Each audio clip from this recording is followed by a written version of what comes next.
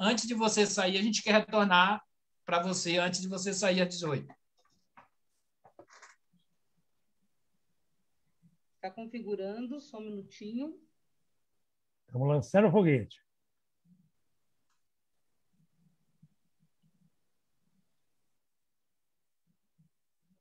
Só um minutinho que está redirecionando para a página. Estamos ao vivo, Raimundo.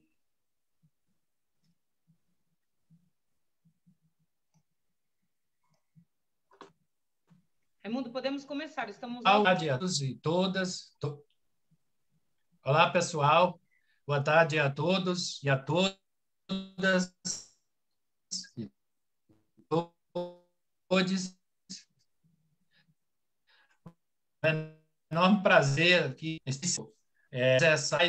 essa com um tema muito importante hoje, que é sobre as recentes decisões do STF, no caso do ex-presidente Lula, e seus impactos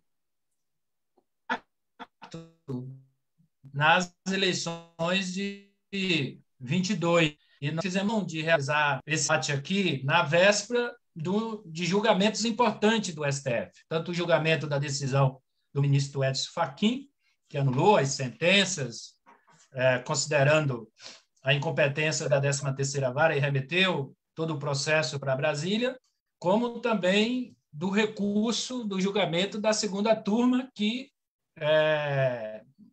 provou, né, a parcialidade do Moro, né? Ou seja, comprovou que o Moro é de fato um criminoso, né? Cometeu o crime para acusar e colocar o ex-presidente Lula na prisão. E essa live nossa hoje também tem dois objetivos. O primeiro, nós estamos aqui com dois especialistas na área do direito, que têm acompanhado todo esse processo desde o início, para falar para a nossa militância, para a nossa direção, para quem está nos acompanhando, para que a gente tenha uma compreensão maior dos dois processos desse caso, mas também uma forma de mobilização. Como eu disse, nós estamos na véspera de julgamento de dois recursos importantes que envolvem esse processo. Nós temos a honra e o prazer de contar aqui com a presença do nosso querido Marco Aurélio de Carvalho, que para a militância da Central de Movimentos Populares dispensa apresentação, porque é um velho camarada nosso, colaborador nosso da CMP, das nossas lutas, desde jovem, apesar de eu e ele sermos muito jovens aqui.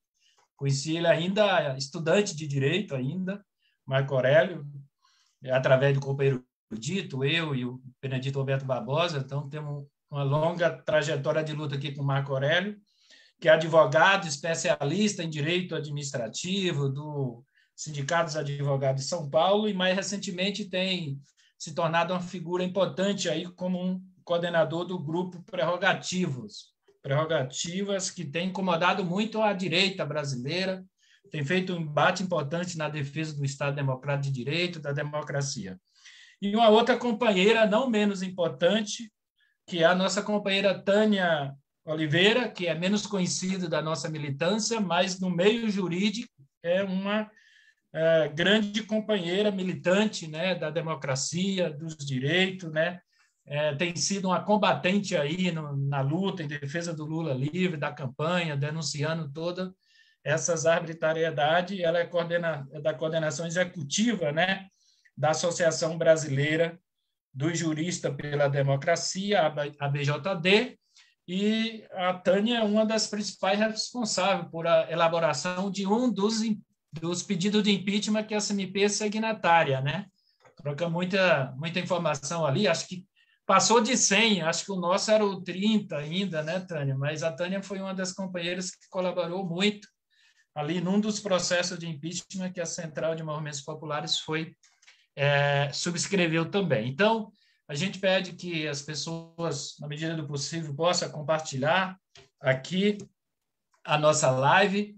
E, sem mais delongas, passo aqui com enorme prazer a palavra aqui para o nosso companheiro Marco Aurélio de Carvalho fazer essa sua introdução, com essa premissa de, no primeiro momento, tentar compreender para a nossa militância o que foi essas recentes decisões no STF, qual é o nosso desafio para amanhã e se, de fato, nós podemos, nesse momento, com a nossa pressão, com a nossa mobilização, de fato, acreditar que, em 2002, caso o presidente Lula tome a decisão, possa ser candidato a presidente. Marco Aurélio, é com você. Marco Aurélio. Boa tarde a todos. É realmente um prazer e uma grande alegria estar aqui com a família da Central de Movimentos Populares reunida. Eu tenho realmente uma dupla satisfação de estar aqui, né? Porque, afinal de contas, Raimundo, você sabe, nosso querido GG, a quem eu também faço uma saudação especial, dando um abraço virtual, querido Paulinho, vocês sabem que vocês são muito importantes na minha formação, né?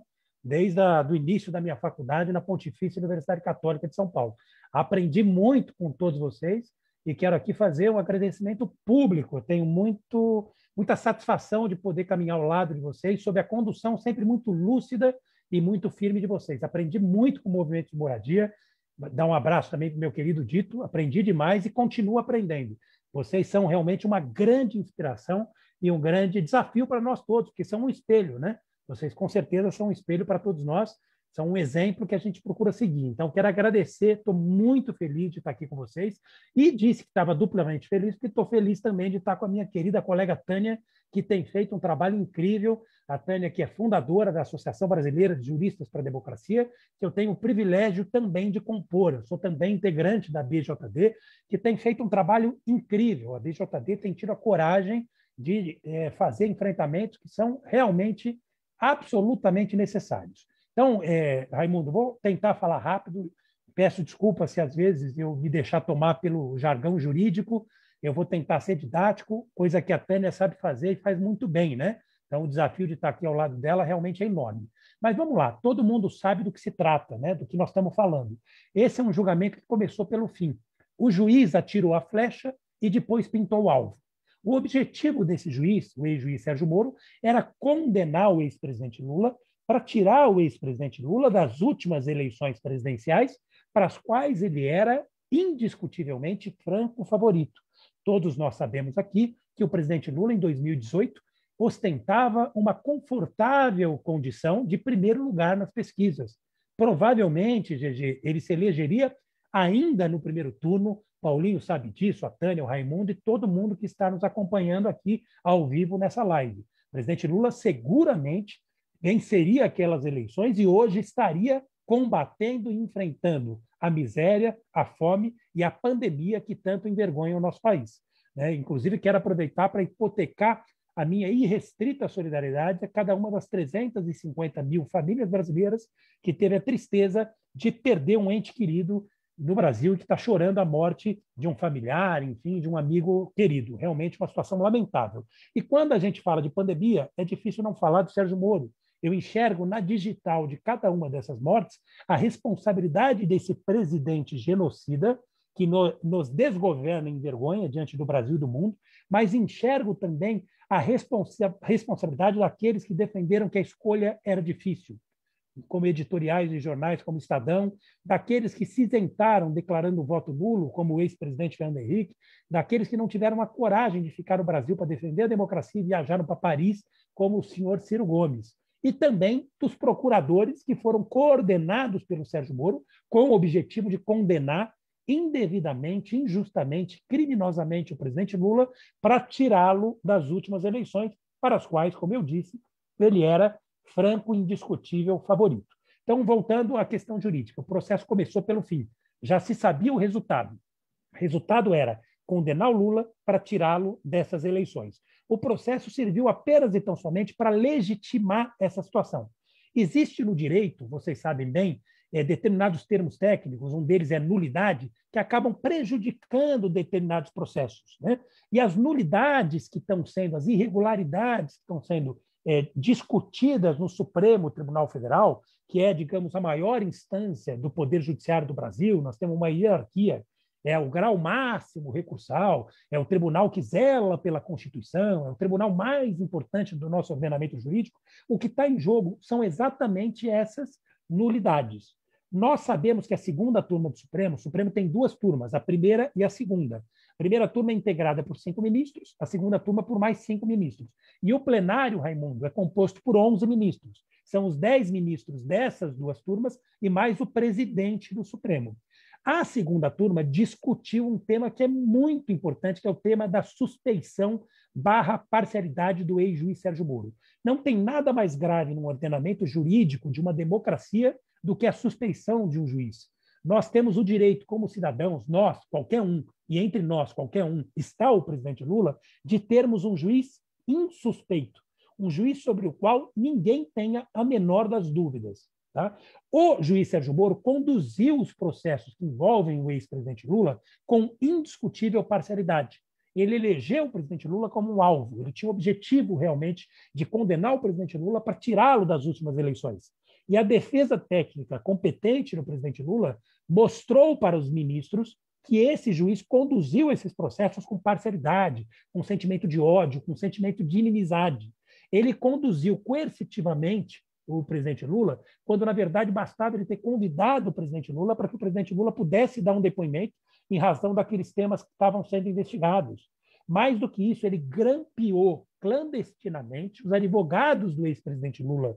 Mais do que isso, naquela decisão de um desembargador que tinha determinado a soltura do Lula, ele interferiu junto com a Polícia Federal para evitar que essa ordem fosse cumprida. São 7 elementos, eu não vou cansá-los para fazer uma exposição rápida, que confirmam, cada um deles por si só, que esse juiz era suspeito. O que a segunda turma do Supremo Tribunal Federal julgou? Com votos corajosos da ministra Carmen Lúcia, do ministro Ricardo Lewandowski e também do ministro Gilmar Mendes. A segunda turma confirmou que todos nós sempre denunciamos. A Tânia pela BJD, eu pela BJD e pelo Prerrogativas, e toda a comunidade jurídica que denunciou, que todo mundo sabia. Ela confirmou que esse juiz tinha sido parcial. E num ordenamento jurídico, um juiz não pode ser imparcial. Como eu disse, todo cidadão tem direito a um juiz que seja insuspeito, a um juiz que conduza com sobriedade, com seriedade, com honestidade determinado processo. Bom, a segunda turma confirmou o que a gente já sabia e o Moro foi declarado suspeito. O ministro Fachin, que compõe essa segunda turma, num outro processo, discutiu a incompetência do Moro e discutiu a incompetência do Moro com o objetivo de tentar evitar que o plenário da corte e os outros ministros fizessem uma discussão que é a discussão mais importante, que é a discussão que confirma que o Moro foi suspeito. É como se ele quisesse esconder, jogar para debaixo do pano essa grande vergonha para qualquer democracia do mundo, que é ter um juiz suspeito.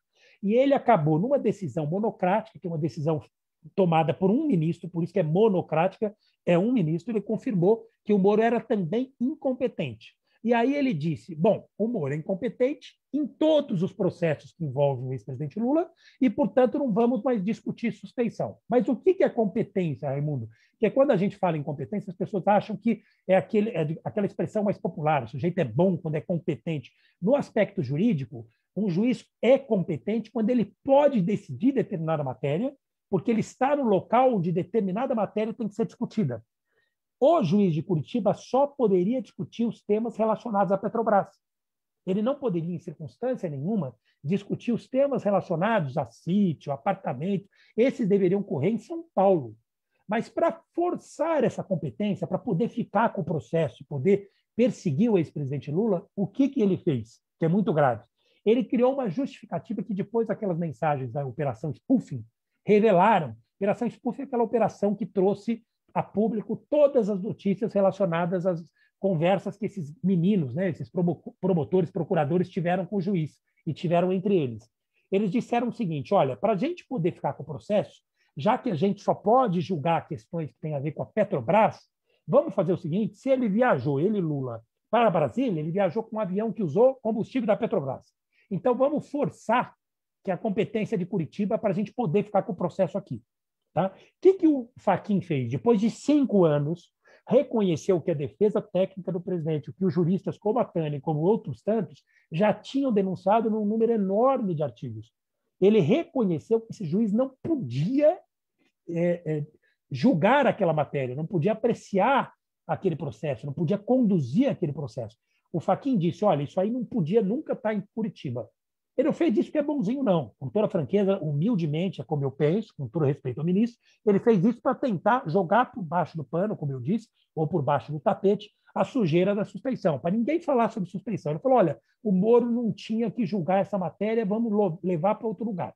Então, o que está sendo julgado amanhã é essa questão da competência. Ele afetou o plenário, ele enviou para o plenário, né? Afetar um termo feio, termo técnico, mas ele jogou essa matéria para o plenário para que os 11 ministros pudessem debater. Tem uma discussão de natureza processual que é muito técnica, não interessa para a gente, que é realmente uma coisa que a gente perde muito tempo, conversa de advogado, que diz o seguinte, ele não poderia nunca ter mandado para o plenário, porque esse julgamento começou onde? No campo de futebol do Corinthians, tinha que terminar lá.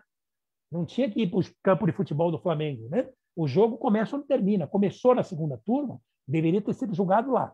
De qualquer forma, o que vai ser discutido amanhã, Raimundo, é se o Moro de fato é incompetente e se essa incompetência há a dizer se ele poderia ou não ter julgado o que ele julgou no Paraná e se essa incompetência prejudica os processos de suspeição. É isso que vai ser julgado amanhã. Qual que é o nosso entendimento? É um entendimento da comunidade jurídica de um modo geral. Não prejudica e não pode prejudicar. Por quê? Tem um conjunto de regras processuais que diz o seguinte, suspeição é tão grave, mas tão grave, que tem preferência, tem que ser julgado com prioridade, não pode ser prejudicado por nenhuma outra nulidade. Então, jamais a discussão da incompetência pode prejudicar a suspeição. Jamais. São discussões diferentes que se complementam. E nós estamos denunciando, de um tempo para cá, que a incompetência não só não prejudica a suspeição, como ela reforça a suspeição. Por que eu estou dizendo isso? O Moro sabia que a Tânia tinha razão em denunciar o que ela denunciou desde o início. Ele sabia que ele não era competente para julgar aquelas matérias no Paraná. Quando ele criou a jurisdição, quando ele abraçou esses processos, ele cometeu uma irregularidade exatamente porque ele era suspeito. Então, o que nós estamos dizendo é, incompetência não só não prejudica a suspeição, como ela confirma que ele agiu sem parcialidade, que ele agiu sem seriedade, que ele agiu sem sobriedade, que ele agiu com o objetivo de perseguir o ex-presidente Lula. Então, são duas discussões que se complementam. Uma acaba reforçando a outra. A gente até brincou hoje, Raimundo, falando do segredo de Tostines, você que deve ter minha idade, sabe disso, né? Não sei se todo mundo já abriu uma bolacha Tostines, bem salgadinha, né? Propaganda gratuita ao jabá da Tostines, vocês já devem ter comido Tostines, e tinha um ditado que dizia o seguinte, quando a gente era moleque, né, Raimundo? Tostines é gostosa, aliás, vende mais porque é fresquinha ou é fresquinha porque vende mais, né? Isso é um dilema, né? Ninguém sabe a resposta. No caso do Moro, muita gente está perguntando, ele era suspeito porque ele era incompetente ou ele era incompetente porque ele era suspeito? A resposta é simples. Ele foi incompetente exatamente por ser suspeito. Ele só puxou esses processos para ele porque ele tinha raiva do presidente Lula, que ele queria realmente criminalizar um projeto político que tirou da miséria milhões de brasileiros, devolvendo a dignidade para milhões de brasileiros, mais de 40 milhões de brasileiros, que gerou emprego, distribuiu riqueza, organizou a indústria nacional, organizou a indústria do petróleo e gás, organizou a construção civil. Nós sabemos, e a CUT fez um trabalho maravilhoso, que a Lava Jato, que pode até ter pontos positivos para mostrar que o alvo preferencial da justiça, que geralmente é a população pobre, preta e periférica, também pode ser determinada casta, determinada classe do empresariado. Pode até ter um aspecto positivo. Mas, por outro lado, ela promoveu uma perseguição injusta ao presidente Lula e ao projeto que ele titularizou. Gerou mais de 4 milhões e 400 mil desempregos, segundo dados do DIEESE e da CUT. Gerou 172 bilhões de reais de prejuízo e desorganizou setores importantes da indústria brasileira. Então, é disso que nós estamos falando. Meu tempo tem 1 minuto.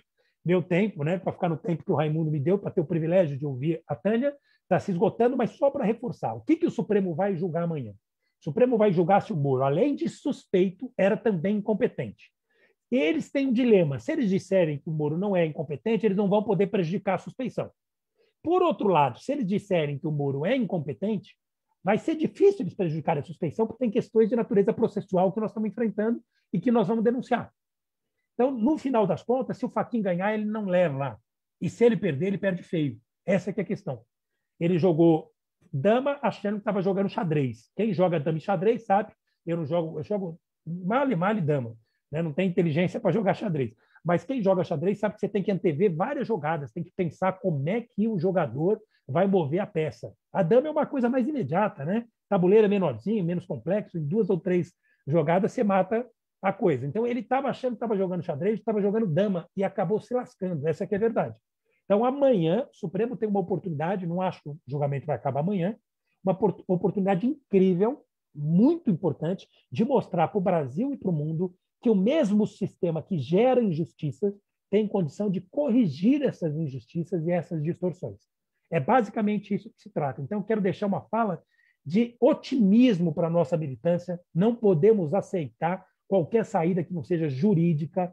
A disputa política, o GG, que faz muito bem, sabe disso, a gente faz nas urnas, né? O Paulinho está cansado de saber disso, dá aula disso aí. Nós vamos disputar nas urnas a disputa política. A gente não faz nos tribunais e não pode fazer nos tribunais. Então, vamos ostentar a cabeça, ficar com a cabeça erguida e muito confiantes. Nós precisamos ter energia positiva, acreditar que o Supremo vai aproveitar essa oportunidade, Raimundo, porque o Brasil está de olho e o mundo inteiro está de olho. Está todo mundo olhando para o Brasil para ver se a gente tem capacidade de dar uma resposta que seja séria, que seja correta para esse absurdo. Ninguém vai, concluindo, devolver para o presidente Lula nenhuma hora dos 580 dias que ele foi privado da sua liberdade. Ninguém vai devolver para o presidente Lula o direito de enterrar o neto com tranquilidade, né? Não naquele furtúncio que fizeram. Ninguém vai devolver para ele o direito de enterrar o irmão. Ele não teve a possibilidade nem de visitar o irmão. Ninguém vai devolver para ele o direito de enterrar um amigo, como Sigmaringa Seixas, que era um grande brasileiro, que é inspirador do Grupo Prerrogativas, que era um dos melhores amigos do Lula. Ninguém vai devolver isso para ele. Nós sabemos disso, mas o Lula saiu bem da prisão. Ele saiu da prisão e a prisão saiu dele, e ele está falando para o povo. Ele está dando esperança para o povo, e eu tenho certeza absoluta que nós ainda vamos ter a alegria de votar nele, pelo menos mais uma vez. Porque depois ele tem direito de descansar. Então é isso, eu falei demais. Obrigado, privilégio enorme. Mais uma vez, muito obrigado pela oportunidade. Todo o meu respeito, todo o meu carinho à Grande Central dos Movimentos Populares, que é uma referência de luta para o Brasil e para o mundo. Muito obrigado. Obrigado, Marco Aurélio, por sua brilhante intervenção. Dizer que é muito importante a gente se reencontrar aqui nessas lutas, né?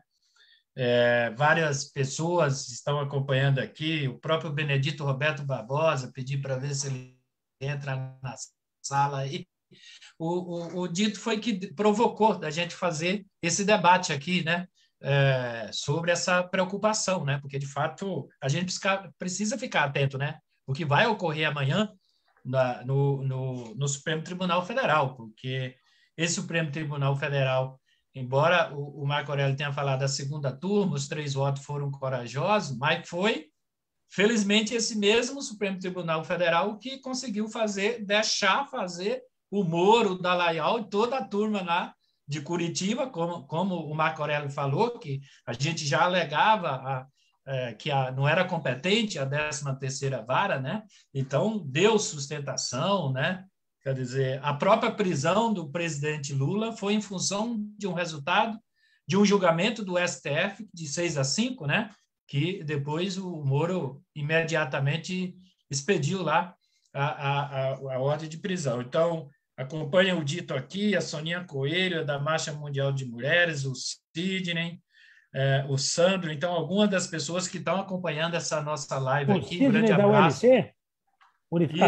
Isso, que tu também conhece. É o Sidney da ULC. Então, a militância nossa, a direção dos movimentos estão acompanhando aqui atentamente a nossa live, a nossa conversa. É um enorme prazer. E saudar, aproveitar essa oportunidade a toda a militância da CMP que está nos acompanhando, Marco Aurélio, Tânia, que nós, desde o primeiro momento que o presidente Lula foi levado para Curitiba, nós nos fizemos presente lá na vigília, lá com os companheiros e companheiras da CMP, lá do Paraná. Eu mesmo, na segunda semana, fui para Curitiba, nós aqui, toda a direção da CMP, em vários momentos, tivemos lá no acampamento da vigília Lula Livre, né? Aliás, eu passei foi uma das, acho que fazia muitos anos, 15, acho que nos últimos quase 30 anos eu não tinha passado 31 de dezembro, véspera de Ano Novo, fora de casa. De 18 para 19, eu passei em Curitiba, naquela manifestação lá da vigília. Eu, minha companheira e outros militantes da CMP, depois teve um ato, enfim, toda a direção nossa da CMP, a militância se engajou de forma muito forte nessa campanha Lula livre, né? Nesses 580 dias, né? Tivemos junto lá em São Bernardo, quando ele saiu, tivemos junto em São Bernardo, quando ele voltou, participando de toda essa campanha maravilhosa aí, que foi uma campanha de resistência do movimento popular, conjunto da esquerda brasileira, e foi uma campanha de resistência de juristas, advogados, como você, Marco Aurélio, e a Tânia. Então, nosso reconhecimento também a todos os advogados e advogadas que participaram desse momento, e nossa homenagem ao nosso querido GG, que fez aquela histórica greve de fome lá em Brasília, junto com os companheiros do MAB, do Levante, do MST.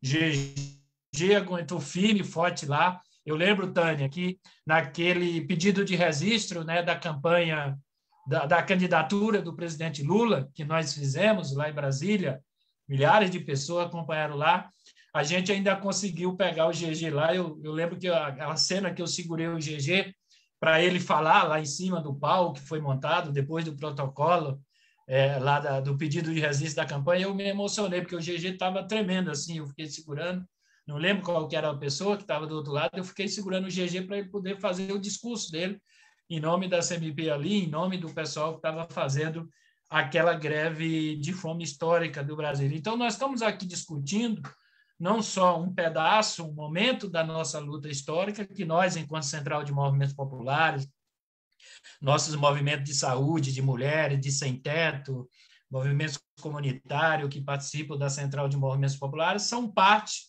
né, dessa resistência histórica, resistência popular, resistência dos advogados e advogadas que sempre acreditaram na inocência do ex-presidente Lula. E nós estamos ainda viu, Marco Aurélio e Tânia, eu já queria pedir para a nossa companheira Tânia, que é da executiva, da coordenação da Associação dos Juristas Democracia pelo Brasil, a BJD, que nós ainda estamos temerosos, viu? Nós, numa última reunião da CMP, nós falamos, bom, a gente não pode acreditar muito, não. O STF pode tentar aprontar para, enfim, fazer alguma manobra jurídica, né? Então, nós estamos aqui num processo de mobilização. Como o Marco Aurélio falou, nós estamos confiantes, mas estamos aqui, inclusive, como um processo, fazendo esse debate aqui, não só de compreensão para a nossa militância, para quem não está nos assistindo, mas com um processo também de reunir força para amanhã tensionar, para, de fato, o STF ratifique, né, tanto a decisão da segunda turma, como o recurso do recurso da Procuradoria-Geral da República, da decisão do ministro Fachin, a decisão que anulou. Então, Tânia, você que é uma profunda, como o Marco Aurélio também é, uma profunda conhecedora, você falou quais os principais elementos que estarão em jogo amanhã na decisão, né? E nos coloque aqui se, de fato, a gente precisa ainda ter esse friozinho na barriga, essa preocupação, ou se, na sua avaliação, amanhã vai ser mais um dia, ou quando terminar o recurso que iniciará amanhã, o julgamento, o processo, a gente pode, de fato, contar com a vitória e ter a certeza de que o presidente Lula, caso ele querendo, estará disputando as eleições em 22. Tânia, é com você, minha querida companheira, parabéns pelo trabalho, e é uma enorme satisfação, e agradeço desde já você ter aceito o nosso convite. Nossa, que emoção. Eu quero dizer para o GG que eu visitei o pessoal que fez a greve de fome naquela época, poucas coisas me comovem tanto como aquele episódio me comoveu. Realmente era muito impactante, muito, muito forte aquele processo, né? E assim como quando houve o desmonte, eu tive inúmeras, incontáveis vezes na vigília, falei isso para a Rosane, o dia que eu vi a filmagem da vigília sendo desmontada, eu desatei a chorar.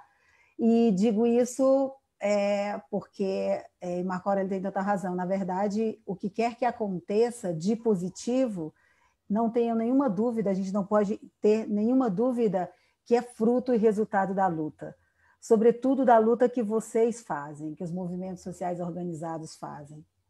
Então, boa noite, Raimundo, boa noite, Marco Aurélio. Muito obrigada pelo convite da Central de Movimentos Populares. É uma honra muito grande aceitar esse convite e a oportunidade de discutir aqui com o Marco Aurélio, né, que tem feito, inclusive já esgotou o assunto, vou ter pouca coisa para falar aqui, que tem feito um trabalho incrível aí no Grupo Prerrogativas, topando, inclusive, enfrentamento público com setores da mídia de direita, né? Boa noite e obrigada a todos e todas que estão aqui na sala. Cumprimento a todos no nome da Miriam, que me recebeu aqui na sala, e agradeço a todos que nos acompanham.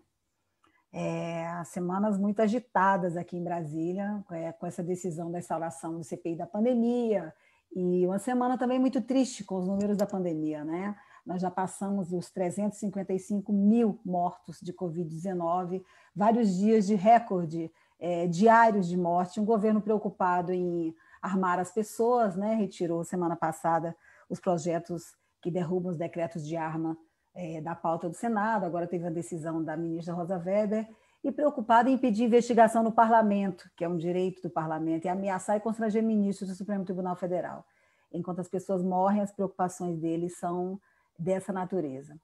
Então, também quero prestar aqui a minha solidariedade, total solidariedade, a todas as famílias e a todas as pessoas que perderam alguém que amam para esse vírus.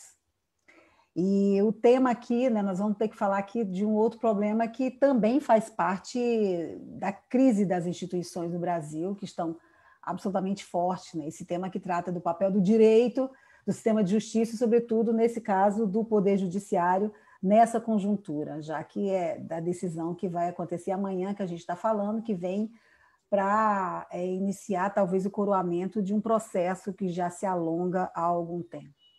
E o Marco Aurélio já facilitou muito a minha fala, porque já tratou dos aspectos gerais fundamentais dessa discussão, que está no STF amanhã, né? Eu vou tentar, como ele mesmo disse, ser mais didática, para talvez quem esteja ouvindo consiga compreender um pouco como é que vai acontecer a dinâmica provável de julgamento. Porque, independente das várias possibilidades que se aventam, percepções que a gente aventa por aí, de vários riscos de decisões antijurídicas, o que o Supremo Tribunal Federal terá na mesa para decidir amanhã, efetivamente, são os agravos regimentais sobre a decisão do ministro Edson Fachin, naquele habeas corpus 193726, é o número, proferida no dia 8 de março, que declarou a incompetência da 13ª Vara Federal de Curitiba. O Marco já explicou sobre do que se trata a incompetência. A incompetência é meramente uma questão processual, né? É uma questão processual. Um juiz trabalhista não julga matéria penal, por exemplo, e vice-versa, né? Como pode ser incompetência territorial também, que é o caso da Lava Jato. As varas federais têm competência, mas não concentrada tudo no mesmo lugar. Existem vários critérios para definir competência, e é importante entender que a segunda turma do Supremo Tribunal Federal já havia declarado a incompetência da 13ª Vara Federal de Curitiba para julgar processos que não se referissem à Petrobras em vários outros processos anteriores a esse, sobre outros réus. E o próprio ministro Edson Fachin disse isso na decisão. Ele reitera isso, inclusive recentemente, né, em entrevista, dizendo que essa decisão já foi dada em relação a outros réus, não haveria por que não dar em relação ao ex-presidente Lula. Bom, então, ele ao proferir essa decisão, o que ele fez? Ele decretou a nulidade das 4 ações que se referem ao ex-presidente Lula, determinou o envio aqui para Brasília, né, para as 2 varas federais que tratam de Lava Jato, mas tem um problema na decisão dele. A decisão dele, que fez corretamente a declaração da incompetência e da remessa para Brasília para recomeçar a partir do recebimento da ação, o juiz decidir se vai ter ou não ter ação, que é o recebimento da denúncia, ele extinguiu o habeas corpus de 164.493, que é o habeas corpus que a segunda turma já estava julgando, que trata da suspeição do juiz. O que ficou muito claro naquele momento é que o ministro Edson Fachin estava fazendo, e a gente nem pode deixar de dizer isso, porque ele está fazendo muita questão de reiterar isso, né? Eu recomendo a leitura da entrevista dele para as páginas amarelas da revista Veja, onde ele reitera isso, dizendo que não acabou. Então, o que ele quer é salvar Sérgio Moro e salvar a Lava Jato. Se for preciso para isso declarar a incompetência do juízo, que aí é de qualquer juiz que está lá, que seja declarado, desde que não se trate de suspeição. Por quê? Porque suspeição, na verdade, não tem a ver com o processo. Suspeição é uma coisa que é extra-processo, ela é declarada no processo, mas ela significa, para quem não é da área jurídica, que um juiz usou de artifícios ilegais, antijurídicos e totalmente parciais para julgar determinado cidadão. Então, é exatamente isso que ele quer evitar. Daí que ele pretende que seja julgada totalmente procedente, quer dizer, totalmente acolhida a sua decisão perante o plenário do Supremo Tribunal Federal, para que o habeas corpus, que foi julgado na segunda turma, inclusive está concluído na segunda turma, seja extinto. Em contrapartida, a hipótese contrária dessa seria a improcedência, né, na íntegra. Só que a improcedência na íntegra geraria um outro tipo de questão, que é, se for improcedente, significaria, então, que Curitiba é competente. Então, as ações teriam que ser remetidas novamente para lá, e, ao menos no atual momento, o ex-presidente Lula voltaria à situação de inelegível, porque a declaração de suspeição da segunda turma, por enquanto, foi somente com relação à ação do triplex. Existe um pedido já na segunda turma para que essa decisão seja estendida para os demais processos, e é muito lógico que o seja, aliás, é obrigatório que o seja, porque não existe um juiz suspeito para um processo e insuspeito para outro processo, não existe isso juridicamente falando. Então, mas as duas hipóteses de amanhã absolutas, no sentido ou no outro, são essas. O que deve acontecer? Imagina, a gente está trabalhando sempre por hipóteses a partir do que a gente tem de concreto.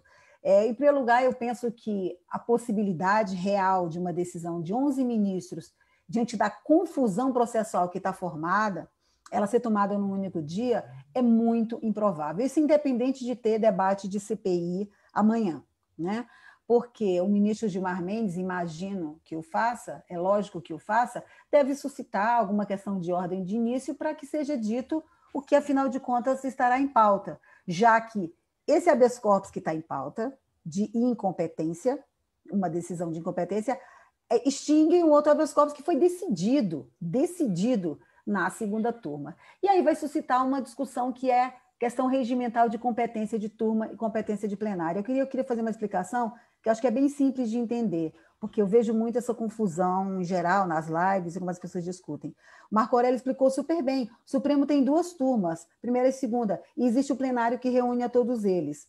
Bom, não existe hierarquia entre as turmas e o plenário. São colegiados diferentes, com competências diferentes definidas no regimento interno do Supremo, mas eles são autônomos. O que encerra na turma, não existe recurso para o plenário. É muito importante explicar isso. Logo, a decisão tomada na segunda turma de suspeição, ela é uma decisão soberana, ela não pode ser discutida no plenário. Então, antes mesmo de discussão de mérito, imagina que eles vão ter que enfrentar isso aí. A outra coisa é que a própria defesa também deve levantar essa questão da competência do plenário para discutir essa própria decisão de competência da 13ª Vara Federal de Curitiba. Por quê? Como eu já disse, porque o próprio ministro Edson Fachin já havia dito antes, que estava se rendendo ao coletivo da segunda turma, que já tinha dado decisões anteriores em relação a outros réus. Então existem muitas questões prévias ao debate de mérito para que amanhã se conclua o debate de mérito. A gente vai ter que acompanhar com calma, mas é importante isso. Acho que não existe uma unanimidade entre os chamados ministros lavajatistas do STF sobre qual é a melhor estratégia para tratar disso e como resolver o grande imbróglio que o ministro Edson Fachin criou, né? Acho que, pelas discussões que nós estamos tendo, é possível que haja diferentes possibilidades de decisões no plenário. Objetivamente, o que nós temos é isso. Agora, o que precisa ficar bem claro, né? Nós entendemos que a posição da sociedade civil, é o que a gente discute no meio jurídico, é que é preciso exigir que o Supremo Tribunal Federal não dê nenhum passo atrás. Em primeiro lugar, Porque o habeas corpus de incompetência, já foi dito, sequer deveria estar pautado no plenário, esse debate era para ter sido feito na segunda turma. Depois, porque o debate de suspeição, o Marco também já falou disso, antecede o de incompetência. Isso é um dispositivo que está expresso no artigo 96 do Código de Processo Penal. Primeiro você discute suspeição, depois você discute todo o resto, o que quer que seja levantado no tribunal. Primeiro você discute suspeição. E segundo, pelo que eu já acabei de explicar, que decisão de turma é soberana e, portanto, o julgamento de suspeição já se encerrou na segunda turma. Então, eu quero concluir dizendo, não sei nem como é que está o meu tempo, porque eu coloquei aqui, mas fica sumindo da tela, mas ok. Eu quero... tem tempo ainda. Então, eu quero concluir dizendo que qualquer alteração que vise a rever as decisões, tanto de incompetência do juízo de Curitiba, quanto de suspeição do juiz Sérgio Moro, é efetivamente um golpe contra a Constituição Federal, né? E a gente precisa, por outro lado, entender também que existe a possibilidade de que a luta jurídica e política se estenda para além de amanhã, para além do dia 14. Então, a gente precisamos estar atentos e fortes aí para qualquer tentativa de decisões antijurídicas. Porque o que o Supremo Tribunal Federal precisa nesse momento é resgatar a credibilidade